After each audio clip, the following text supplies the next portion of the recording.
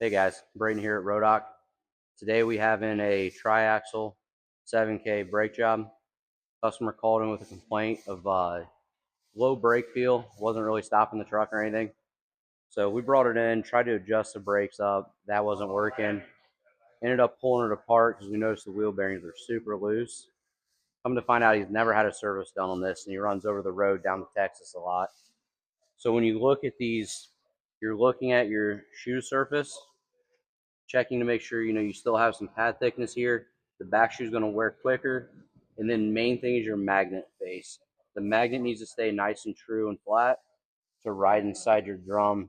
That's where you get your friction to pull the arm to actually apply the brakes.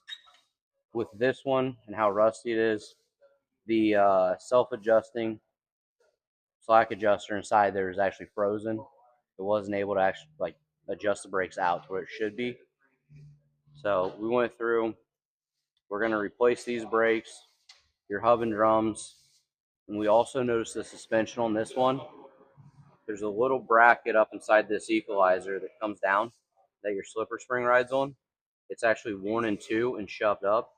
So he's going to need new equalizers and bushings in the springs, and then all new bearings and brakes. So this magnet face rides in here. If this needs to be nice and flat to get good friction between the magnet and that, then when you apply the brakes, this magnet gets power, comes over into that drum and pulls, and it pushes these shoes out to give you your stopping power.